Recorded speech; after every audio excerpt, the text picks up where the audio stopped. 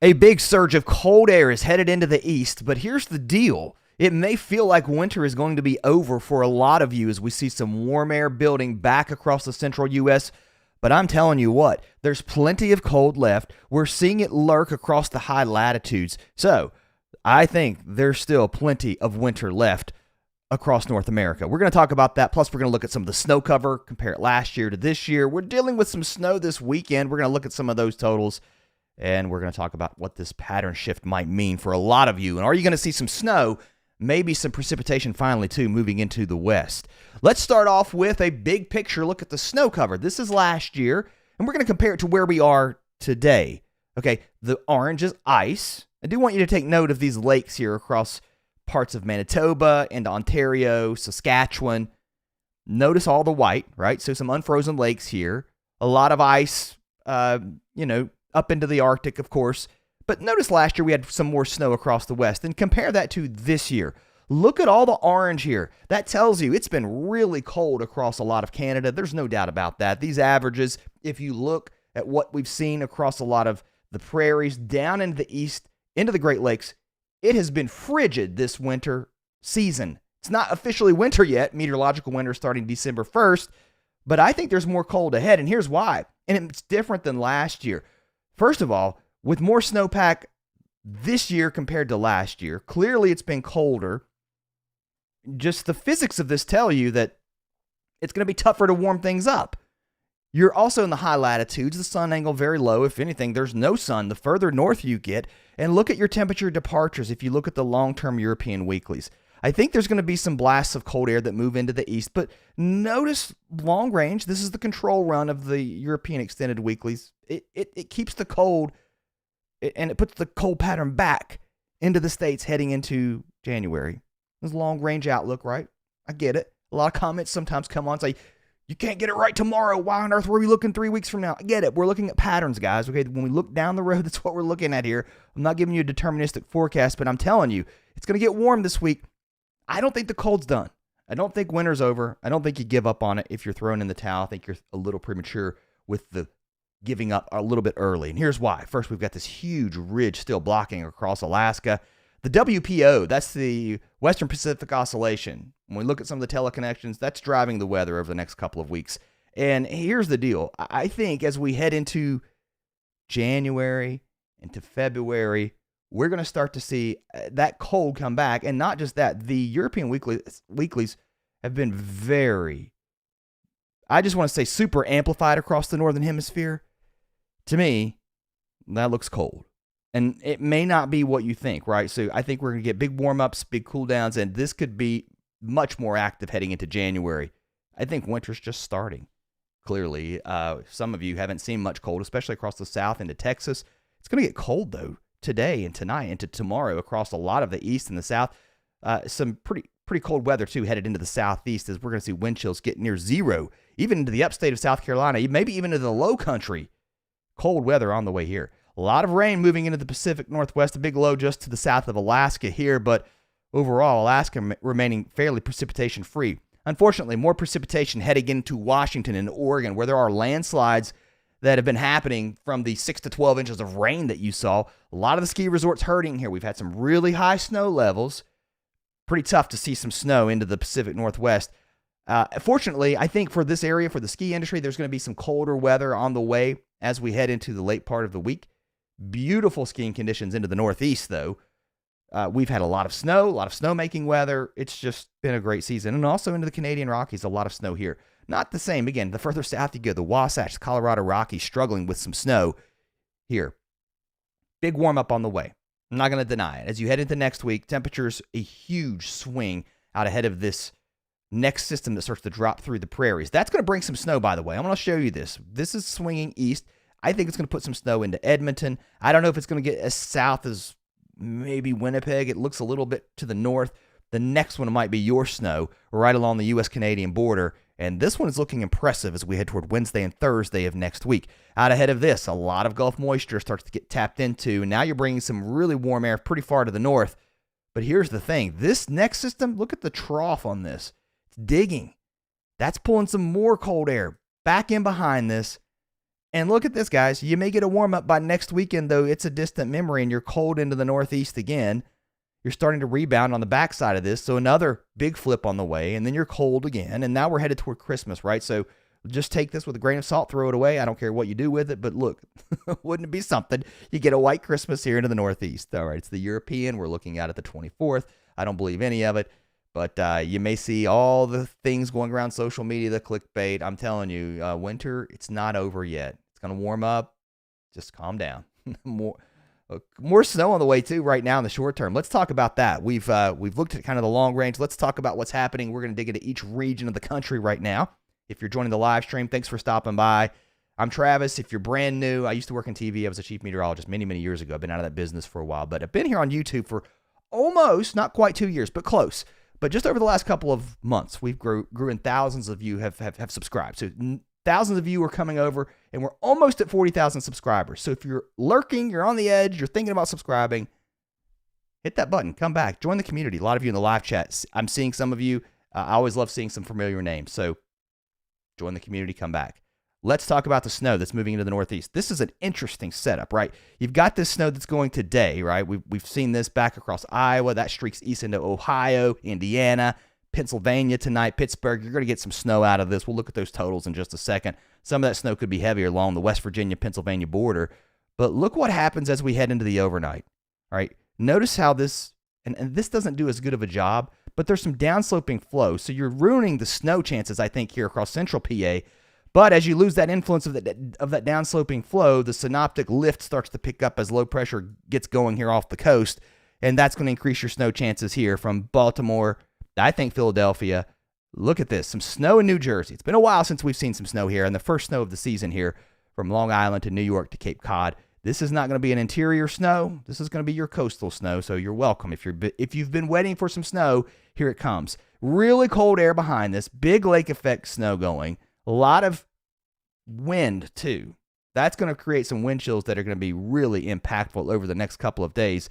Let's talk about the snow, and we'll push this out further. Here's what we're looking at now. A lot of this has already fallen, but again, a good 2 to 5 inches of snow falling here across Ohio into northern West Virginia. Several winter storm warnings out right now, and you can see why. The national forecast model blend is showing 6 to, in some cases, 10 inches of snow. Some of those high ridges close to a foot of snow.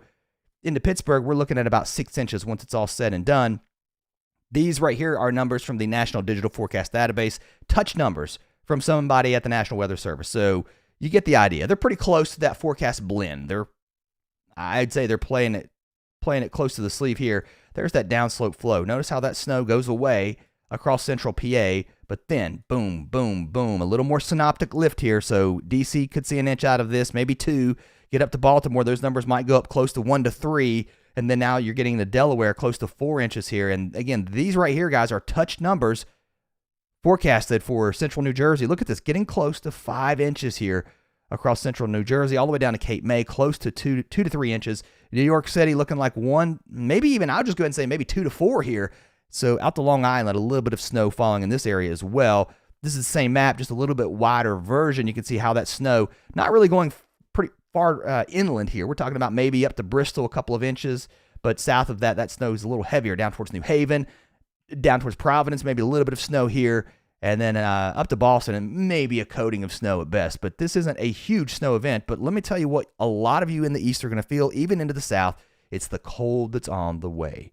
All right, these are actual air temperatures, not wind chills. Sunday morning, we're going to be waking up to air temperatures, teens below zero, across a lot of the upper Midwest. Temperatures into the teens across Tennessee, Kentucky, into West Virginia. We're going to be getting really cold into the mountains here. And then that cold air continues to drive off to the south and east. So by the time we get into Sunday night into Monday morning, temperatures dropping into the 20s. Look at this, even into North Florida, upper 20s, back towards Pensacola, Mobile, cold weather into the south. It's been a while since we've been this cold, so another shot of that chilly air on the way. And then as we head into Tuesday and Wednesday, we start to see our temperatures rebound here. But I want to show you something, okay? And we're going to look at those wind chills in just a second. I don't know where you're from. We're talking about blasting warm air north. 30s, I'd argue even 40s, it's not that warm, okay? Our next system comes through. It tries to drag some more cold air into the northeast. So what I'm saying is if you're in the northeast, I don't know how warm it's really going to get. The warmest day to me looks to be Thursday. We might push 40s into Michigan, maybe southern Ontario into the 30s, but another cold blast coming in behind this next system, which looks to bring, again, some more snow across the Canadian-U.S. border, and then behind this, another shot of some cold air. So I don't see a massive, massive warm-up. It's going to get warm, but don't get too twisted here. I've seen dandelions in the mid-Atlantic into Virginia and North Carolina on New Year's Day. I don't see that right now, for sure. That kind of warmth anyway. These are wind chills, all right? Temperatures cold tonight, but look at Sunday night into the mountains of West Virginia. Teens, 15, close to 20 below zero, also into the upper Midwest, and down into the low country of South Carolina. We're looking at wind chills as we get up on Monday morning, approaching single-digit values here into the Piedmont and the coastal plain of Virginia, too. So it's really cold, and yeah, you're going to stay cold back across the upper Midwest. You're used to it. You're going, what's 5 below on the wind chill? Not a big deal, right? Well, it is if you're in South Carolina, a little bit different. All right, high pressure building into the central U.S. after we see that streak of snow move away. Temperatures warming up here for sure. We're going to see these numbers climb, and not a lot of precipitation. Maybe some rain shower activities we head into Tuesday and Wednesday, and then this moves off to the east. Then we start to look at our next system that starts to kick out of the Rockies, and we'll track this back to the east in just a second. That's going to bring some snow here into the northern Rockies, it looks like anyway. Some colder weather behind this too. Do we get some snow here into Colorado and Utah that matters? Maybe a little bit. It's not a huge snowstorm. And then this is going to slide to the east. We're getting pretty far out now. We're talking about Thursday, but this has been pretty persistent. A lot of warm air out ahead of it, cold air coming in behind it. It's not pushing the deep cold into Texas, but it kind of follows the pattern that we're in, right? It puts the cold into the Great Lakes, and then this moves off to the east, right? So I'm going to slow it down here. Some decent rain out ahead of this. Could be some thunderstorms too. Still pretty far out on this. Let's go back to the east, and I'll show you how this is going to evolve as we head into the week. There's your cold escaping, or at least retreating, I guess is the right word to use. Another cold shot moving into the northeast as we head into Wednesday. Not as much precipitation here, but here comes that next system we've been looking at across the central U.S. It's headed east toward the Great Lakes. On the north side of this, there could be some ice. A lot of cold air just sticking in place here, so that dense cold air may not retreat as quick once you get into Ontario. So some mixed precipitation, a lot of rain. Look at that, moving all the way north into the UP. A lot of snow on the ground here. My question is this going to be a flooding problem? Still pretty far out. I know there's feet of snow in some places into the UP, but it's not going to stay cold for long. We're back to cold or snow. It's not going to stay warm long. We're going to turn cold again. We're back to snow. Words are hard on this Saturday. And it turns cold again behind this into the northeast with rain, 2 snow showers. And I'm going to let this roll out just because let's have a little fun on this Saturday. Why not? I'll just show you this. Don't get twisted. Don't get hung up. Again, everyone's saying winter's over. If you're telling me there's a chance of a white Christmas in the northeast, I'm telling you there's a chance. It's pretty doggone low, but it's there.